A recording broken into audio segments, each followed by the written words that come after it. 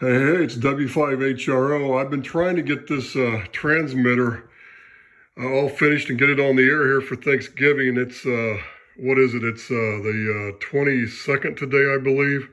No, it's the 23rd. Tomorrow's the 24th, is Wednesday. Then the next day is Thanksgiving. You probably remember my last video. And by the way, I had actually accidentally had... when I first started that video, I said it was, what was it, February 6th? What I meant was November 6th. And I corrected that in the video after I got, halfway done with the video, I think. I did say the right date in the end, or the right month. But you might have noticed one of the last things I noticed when I ended that video was the exciter had a grid drive. And it would just stay on, and I figured out what had happened. This T368 exciter, this is my RF exciter rack, and the T368 exciter, you can probably see it. It's up in there. You see, this whole thing's upside down, and this line here, what you do is it gets 56 volts, negative 56 volts or so applied to it all the time, and that keeps the tubes from not drawing any current, the 6,000 tube and the multiplier tubes, etc. The only thing that's supposed to stay on are the tubes in the PTO, and that's basically it in all the filaments. What happens is, when this line here gets grounded, then the thing starts outputting, it starts transmitting the RF out. And the minus 56 volts gets blocked when you do that. What happened is I had this 56 volt zener in here, this negative 56 volt zener, which is the end of the zener part number is a K, which means cathode case, because it's like a reverse diode. Because this is this has to be it's heat sink to ground, and that zener had crapped out on me, and it just ruined it. So I had to and these were the dropping resistors for it. I had two 15Ks in parallel to get, like, was it 7.5K or something like that, if my math is correct. And when I'd made some changes out in the garage before I'd finished all this thing, before I put it in the shelf, I'd made some changes and I didn't check that voltage. That voltage was running like 60 some odd volts. It was like 65, 68 volts. And it was just, there was too much current going in the zener, and it finally gave out, so I changed it. But when I did that, I realized it was still too darn hot. So I had to order some new resistors, and that's kind of been the delay on this. I've been waiting on parts. I overnighted these parts like last week, and they didn't come in. They came in right away from Texas the next day, and I put these in here. And when I put them, these were in parallel to kind of handle the power dissipation. They're 250 watts, which is 100 watts, which I really didn't need, but I was trying to be on the safe side because that stays on all the time. And what happened is I wound up in the end, it was still too hot, so I had to put them in series. And when I put them in series, it dropped the voltage down to like minus 57 volts, something like that. So that's where it's supposed to be. But when I did that, it changed the load on everything else. Because these are the other ones for the these 5 watt zeners here that I have series. This should be about 290 volts, 290 volts, and 390 volts. When I changed this and I changed these resistors, the voltage on these came up, and the ones for the screen shorted out on me, and it wound up, and I knocked out the, I don't know if you can see this or not, these NT62 these transistors I'm using for the regulator. The zeners are going to the base of those transistors, basically, and they're just crowbar transistors.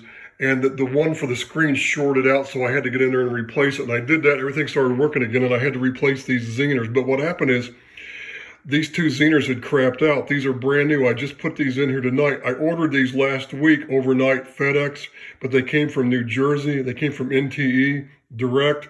Well, FedEx, they had a problem coming all the way from New Jersey, and I just got them in late this evening, so I changed it. And now that I've done all that, these voltages are all correct, but they're running a little hot though on these. And what I figured out is the PTO voltage on this this positive 150 volt zener here. So what I have is I have 2 10 watt stud mounted zeners. One's for that negative supply, the grid blocking supply is what it is for receive mode. And then the other one is for the PTO, which is this one powers up the PTO tubes, regulates the PTO tube voltage. It was like 130 some volts. When I hooked it up to the RF deck tonight, I was going to actually go through and tune all this thing and then shove it all on the shelf and then be done with it, and I was going to put it on the air. But what happened is this PTO is running like 139 volts with these other resistors I have in there. What I figured out is this should have been, what I have in here now in series for this 56 volts here, this negative one, it's like 40K, and it took 40K to get it down all the way. But when I did that, it lightened the load on everything else, and it did some other stuff. But this one here, this is the one for the PTO. And I realized when I transmit, it drops down to like 110 volts. It's supposed to be 150 volts. So I'm having to change this resistor here, and I had to get on there and order them. And I've done overnight delivery on this one. I just ordered the one to replace this one. This is a 15K. It's going to have to be like a 6K. I found a 6.2K, which is close enough. I was trying different resistors here. These cheap Chinese ones I put in there originally, and they weren't very reliable. So I had to go these old Dale Vichys, and these are the ones that hold up. These are the new Vichys, that's who took Dale over years ago. I'm not putting this Chinese garbage in there, but I have to get this down to like between 6 to 7K to get the voltage on this other regulator right, to get the full 150 volts out of it. Otherwise, when I transmit, the frequency of the PTO, the whole exciter output's going to drift, change in frequency, and I want that stable. So I've ordered that part tonight. The problem is it's Tuesday night, right? Well, I'm sorry, it's Monday night here. It's Monday night. What is today's date? It's Monday night. It's the 23rd. It's Monday the 23rd, I believe, and I've overnight this thing, but the question is it going to get here in time? Because right now, everybody, it's the holiday. It'll be the day before Thanksgiving, if it gets here on time. So it'll ship out tomorrow. Then hopefully by Wednesday, it'll be here before Thursday. So it's Monday now. Tomorrow's Tuesday. I just placed the order. It's nighttime here. So they'll get it first thing in the morning. If they get it out in time, I should have it tomorrow. Usually when they come from Texas, they get here right away overnight. But when it came from New Jersey, it just took an extra day. They just got behind because it went from New Jersey to Indianapolis. It got stuck in Indianapolis on Friday. So over the weekend, it got to Oakland, then it went to Sacramento, then it finally got to Rancho Cordova today, and they finally delivered it. So it was a day late. So I hate to spend money on overnight, but I have no choice. I'm trying to get this thing ready for Thursday so I can put it on the air. That was my plan. So we'll see what happens. But I was going to tune the exciter all up finally, get it matched to the RF deck here. And that's what I'm working on. That's where the delay is. That's why I haven't done another video until now. I was hoping I was going to have another video of the transmitter working here, or at least some more, the final test on it here before now. But I'm having to, I had to order these two parts first, and I figured out that I had to series them to get the voltage down on this. Then I realized these Zeners had crapped out, and the pass transistor had crapped out, so I had to replace that, and there was a delay in getting these Zeners in, and these are actually bigger. I went ahead and I replaced all four of these just to make sure that on both sides. These go to the multiplier, these go to the screen, and this goes to these are also 5 watts, but they're just a different brand. These go to the 6,000 tube plate. So anyway, that's kind of what I've done on this. I'm just kind of waiting on the parts to come in. So if I get this part in, Wednesday, which is the day after tomorrow, I'm going to change it and then check the voltages one last time, and I should be good to go, I hope. Because after I changed that resistor, now, like I said, I was playing around with different ones, and I just kind of clipped them in here to see what value I needed. And this right here is 6K, and that puts it just about right. It's like about 151 some odd volts.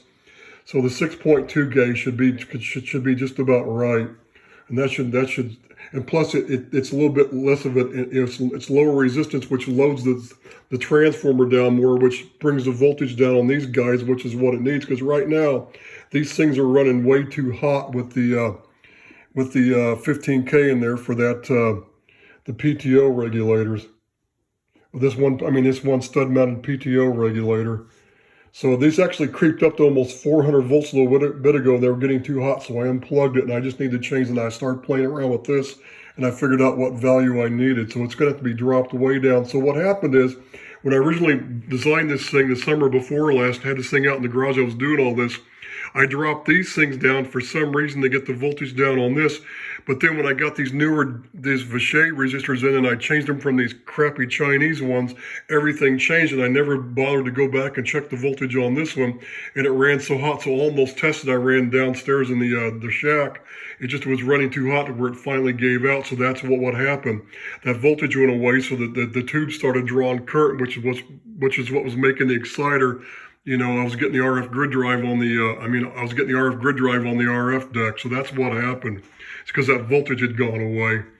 So now it should be stable once I get this last resistor changed, I hope. We'll see what happens. So that's all I have for now. And as soon as I get this thing, that resistor changed and I get these things all slid back in the cabinet, I'll do one more video after I fire it up. Hopefully this thing's going to hold up for a while.